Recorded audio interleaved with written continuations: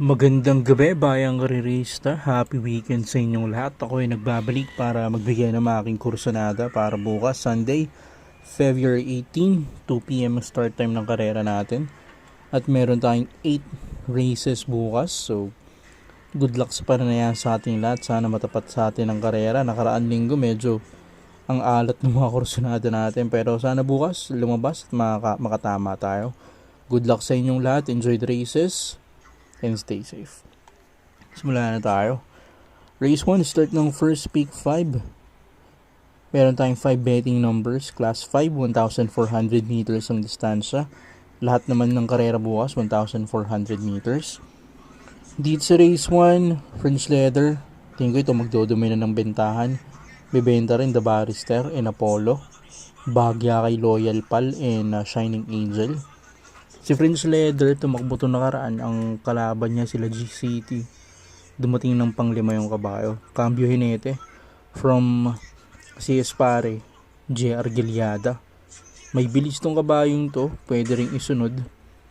Tingin ko yan ang magdodomina ng bentahan. Di na ako magtataka kung one-sided tong kabayong to.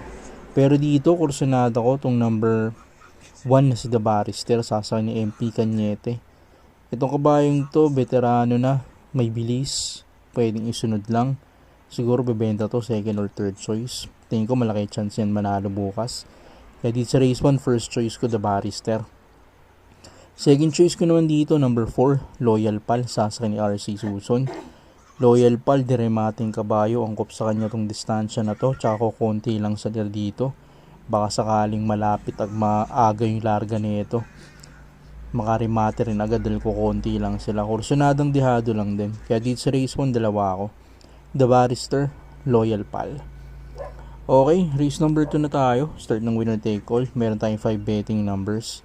Dito naman kakalat ng benta rin dito. Pero feel the burn siguro magdodamina ng bentahan. Pero hindi malayo from Yabba-Dabba-Duro and Hiroshima.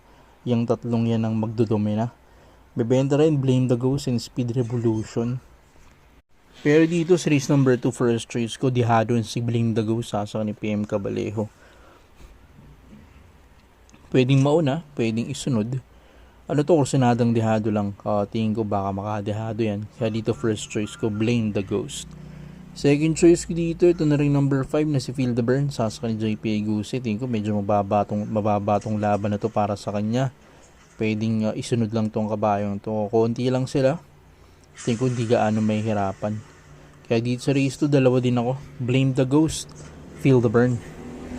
Okay, race number 3 na tayo. Start ng pick 6. Ito yung inaabangan na karera bukas. Race number 3, 3-year-old maiden stakes race.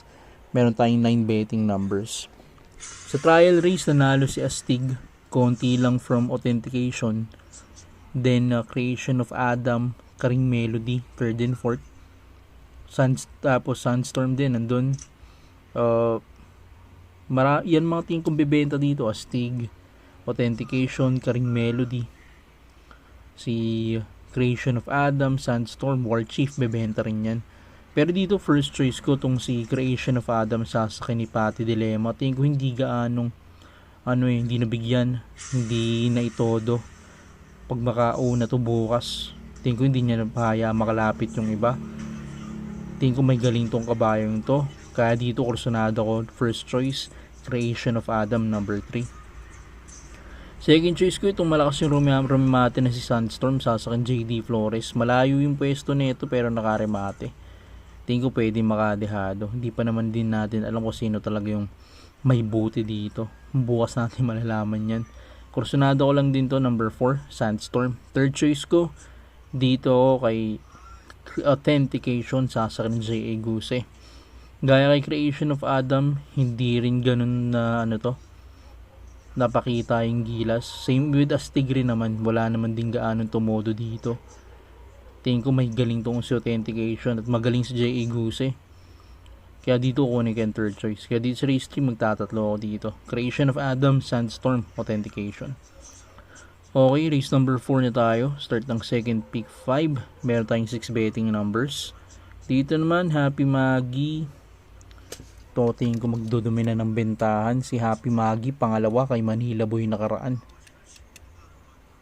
Ang Romenda sa kanya nakaraan at ngayon iisa lang, JT Zarate. Magaling tong si Zarate, Romenda at magaling na hinete to. Tingin ko baka nga one-sided to bukas dito sa race number 4.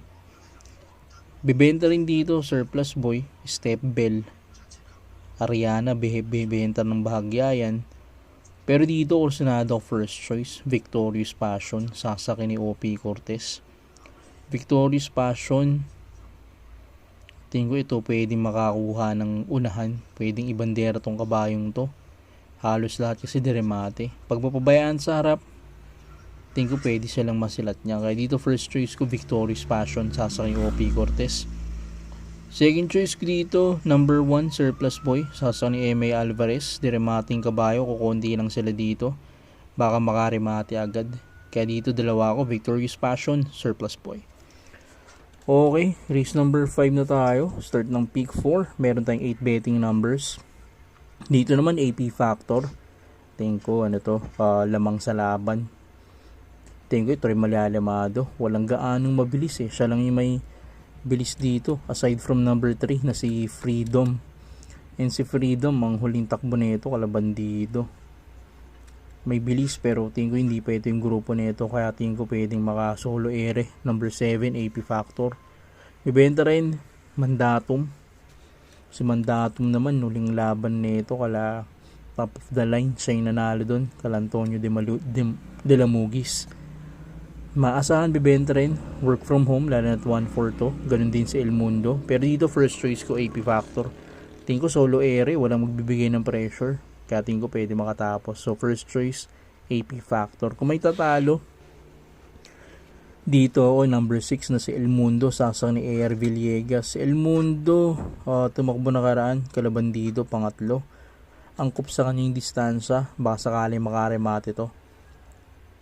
So kaya dito sa race number 5 AP Factor, El Mundo. Okay, race number 6 na tayo. Meron tayong 7 betting numbers.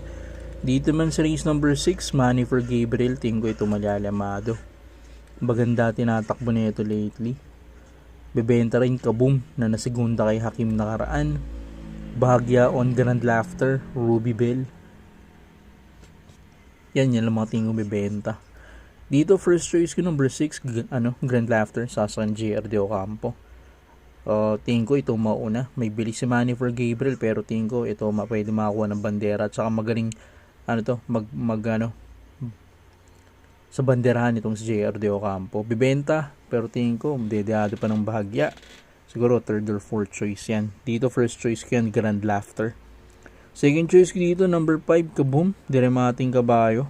Sakaling lutsahin ni Money for Gabriel and Ruby Bell tong si Grand Laughter, ito malakas dumating Kaboom, saka maganda pinapakita lately. Tingin ko pwede makinabang. Kaya this race number 6 Grand Laughter, Kaboom. Okay, race number 7 na tayo. Meron tayong 8 betting numbers. Dito Aliana, Kentucky Rain, 7 of Diamonds, Great Angie, Carolina Bell, Bonnie Avenue. Yan ang mga bibenta dito. Tingin ko bahagya rin kay Reto, kay Advocacy, pero mas medyo dehadong na. Si Aliana tumakbo na karaan. Ang kalaban ni Aliana sila Caraga Wonder, dumating siyang pangalawa doon. Then ito naman si Kentucky Rain nakaraan, tumakbo kala pa rin sa uno naman. Dumating siya ng panglima sa laban na yun. Dito sa race number 7, first choice ko dito number 8 Aliana, sasakyan ni BJB Galieta. Gamay nyo tong kabayong to, ilang beses nyo na rin na ipanalo. Maganda yung pwesto ng kabayo. Tingin ko pwede makakuha ng harapan to. Pag walang lumutsa, mapabayaan, pwede makabanderang tapos. Kaya dito first choice ko yan Aliana.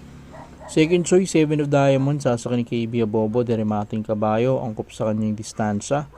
Pag makita mo to sa likuan, baka makaremate. Kaya second choice ko yan 7 of Diamonds. Third choice ko dito Pandehado, number 1 Carolina Bell. Bebenta ng bahagya yan, pero pababa ng grupo tong kabayong to eh. Tingin ko bebenta ng bahagya, kursinadong dehado lang. Kaya dito sa race 7 tatlo ko Aliana, 7 of Diamonds, Carolina Bell. Okay, last race of the day, race number 8. Meron tayong 10 betting numbers. Dito naman, No Sinyang Yana, Lucky Julian, Lava Walker, Calia Loreto. Dito kakahanap to. Tingin ko lahat pwedeng bumenta. Walang clear favorite dito sa last race. Kung may malalimado ng bagyo, tingin ko No Sinyang Yana. Ganito na takbo nito nakaraan, kala sapin-sapin. Pero dito sa race number 8, first choice ko dito, number 4, Distant Thunder. Sasakyan ni JT Pabilik. May benta yan dito. Tingin ko sa mga malalimado. May bilis, pero tingin ko pwedeng isunod. Dito first choice ko yan, Distant Thunder. Second choice, Calia Loreto. Sasakyan ni C.A. Reyes. Bumabalik yung buti ng kabayo. At saka mababa tong laban na to sa kanya. Pwedeng makakuha ng panalo yung bukas. Second choice, Calia Loreto. Third choice dito, number 7, Celebrity. Sasakyan J.D. Flores, Deremating kabayo. Madalas laban tong kabayong to. Madedehado yan, pero baka sakaling makasilat. Kaya sasama ko yung third choice. Ayun, dito sa last race, Distant Thunder, Calia Loreto, in Celebrity. So yan, yung aking mga kursunada para bukas Sunday, February 18, 2 p.m. start time ng karera. Good luck sa pananaya sa ating lahat. Enjoy the races and stay safe.